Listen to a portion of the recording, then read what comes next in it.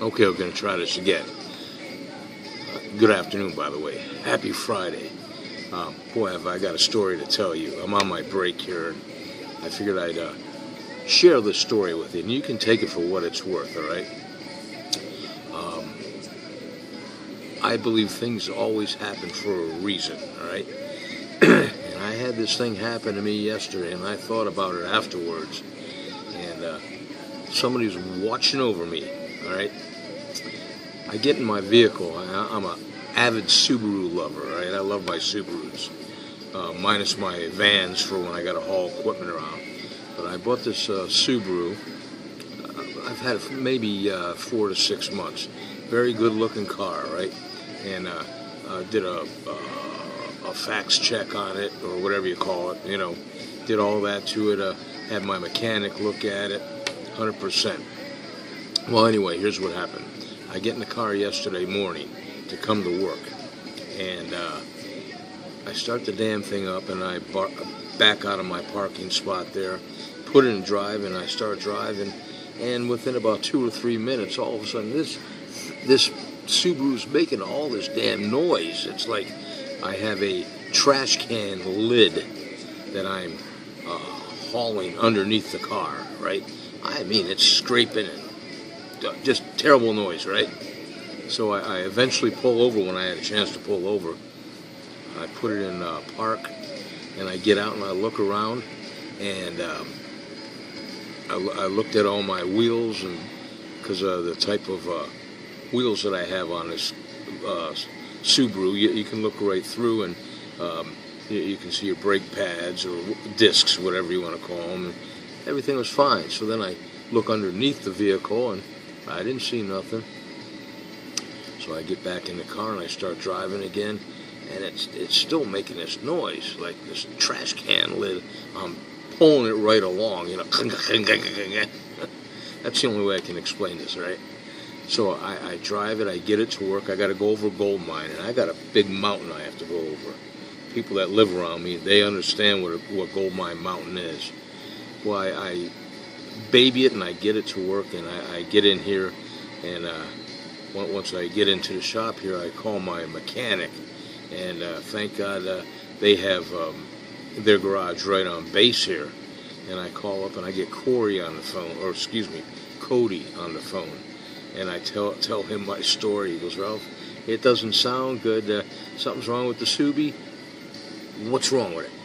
And I told him, I said, you're not going to believe this story, but I'm going to tell you. And I proceed to tell him how it's making this noise like I'm dragging a trash can lid. He goes, don't worry, I know exactly what it is. I said, you do? I said, what is it? He said, it's probably your heat shield. And I said, okay.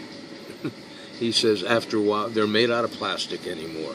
And I guess you motorheads out there, you would understand this better than me, right? I'm just listening to my mechanic.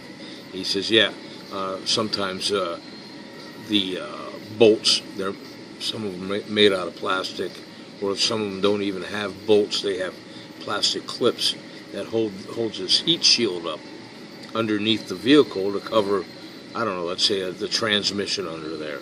It's more for protection. He says, you bring it in here. He says, you can even wait. It'll only take me a minute or two. I'll put it on the lift, and we'll fix you right up. I'll put a couple new bolts in there, and you'll be fine. So I take it into him yesterday at 1 o'clock in the afternoon. And sure enough, he gets it up there, and he shows me that this plastic, and it's a shield, is hanging down, and that's what was dragging on the ground to make this noise, right? So he fixes that, and he comes out from around the vehicle, and he goes, wow, your back tire there, you need some air in there or you're not going to get home. And this thing was really low. You could even tell when it was up on the lift, he could push the tire, and it was real spongy, right? So he put the air in the tire, and thank God when he was putting the air in, and it's the 2 back tires, right? He says, holy God, Ralph, you been driving this thing? I said, yeah, why? He says, come here, look at this. Now, the inside walls of the tire, not the outside, where when you have to fill your tires up with air, you know, you got your little plug there and you can fill it up. Well, the outside walls, they look fine on the tire.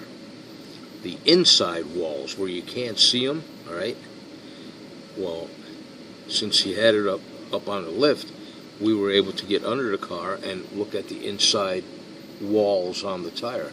They were dry rotted. I mean, extremely bad.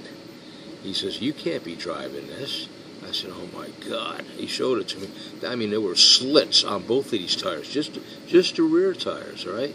And from the sides, on the outsides of the tires, you know, when you wash your car and that, they look perfectly fine. And I had a lot of rubber left on there, a lot of meat.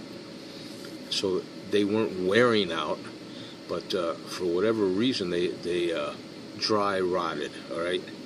And they were Goodyears, and he complained about Goodyears, but I mean, to me, a tire is a tire, you know, I don't know. But he says, "We got to change these. You can't be driving this like this." So thank God he had a set of used tires there that he put out for me until he can order me a set. But I told him when he showed me this, and he took these tires off, I'm standing there watching him take them off on the tire changer, and as it's pressing down to pop the bead to get them off of the wheel, the dry rotted part, I mean, it was like somebody was taking like a razor knife and just making gouges, but not all the way through, okay? But I guess what I'm getting at here is when I came home from Cape May this past trip, I'm just following with the flow of traffic on the turnpike. Now, both of these tires were dry rotted, right? And we were doing, with the flow of traffic, sometimes upwards of 90 miles an hour. And I had my granddaughter in the back seat. Of course, Prince was back there, and Carol was in the front. Cody said, "You know what, if either one of those tires would have popped on you, blown out, that Subaru would have just flipped and flipped and flipped. We would have been dead. If not dead, I mean, vegetables, if you want to call it that, you know." I believe that the higher power said, "We got to get Warzy to get this car into the garage. We got to make some kind of a noise so when he gets it in there and the mechanic puts it up to fix this little piece of plastic, he'll notice in the back that the tires were dry rotted." And sure enough, if it wouldn't have been for Cody seeing that, I'd be driving this car today yet, you know, and God knows when they would have blown out on us. That's my story for today, all right? I believe everything happens for a reason, and whoever my guardian angel is watching over me, you know, whether it be my dad or one of my relatives or even a friend or even a good Lord or a guardian angel, all right? You guys can take this story for what it's worth, but I just wanted to share it with you. Have a great day today. I'll talk to you guys later on. God bless you. I do love you. Keep on smiling. Cheers. Got some tea. And Nostrovia. We'll see you later on.